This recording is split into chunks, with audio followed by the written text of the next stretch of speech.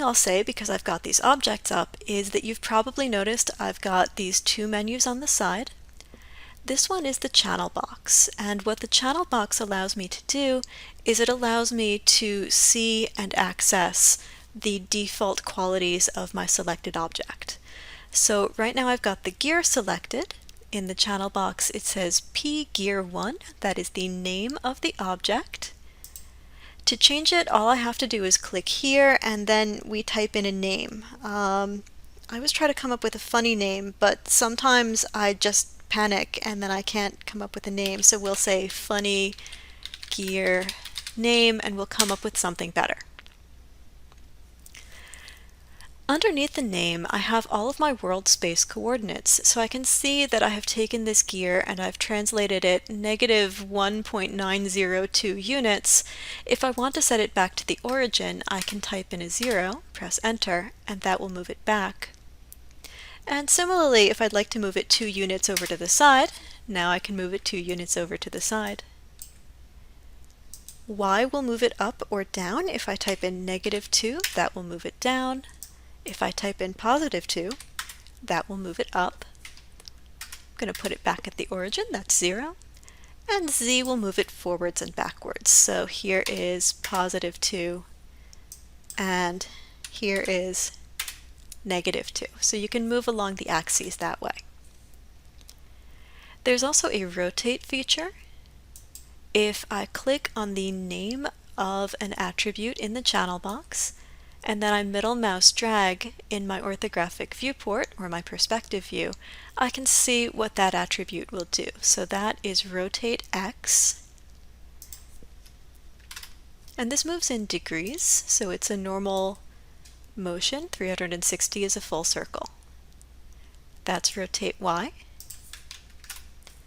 And here is rotate Z. You'll note in each case that I am middle mouse dragging side to side. Up and down doesn't do much. Side to side is the way to go. And this is a middle mouse drag, so I'm depressing the scroll wheel and dragging. Finally, I've got scales. Scale X. Scale Y.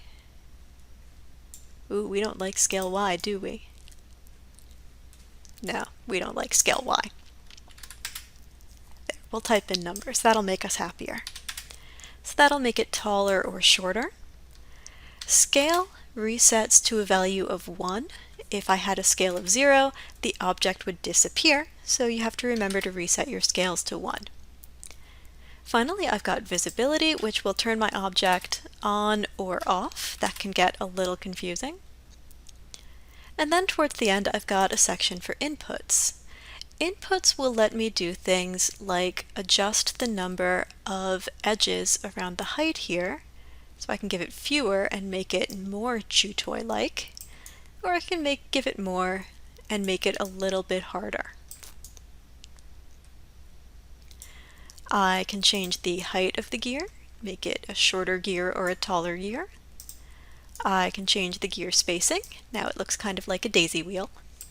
So the inputs allow me to make changes to the default shape, and in each of these cases all I am doing is clicking on the attribute name and middle mouse dragging side to side until I get something that I like. If you are more comfortable typing in numbers, you can type in numbers here, absolutely, by all means. The other window that I've got over here is the outliner. And the outliner keeps track of all of the objects in my scene. Here's my funny gear. Here's my helix. And if I want to change the name of this, I can double click on it and we will say it's not DNA because that is a double helix and this is only a single one. Selecting an object in the outliner will also select it in the viewports, which will load it into the channel box. So if I click on my helix, now it's selected and loaded, and I can make adjustments to this one as well. Let's give it more coils and stretch out the height and make it a little bit smaller and give it a much smaller radius, and now it's a lovely spring. You can also see here's my new back camera that I made, so I can select my different cameras, and you'll always see some of the Maya defaults in here. This contains every single thing in your scene. It's really good to have that because it helps you stay organized and focused, and you can see why it's really good to have things named so that you don't get confused as to what they are later on.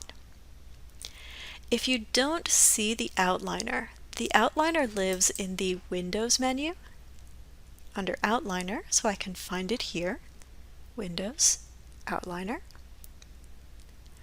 I can also access it through my hotbox if I depress and hold down on the space bar.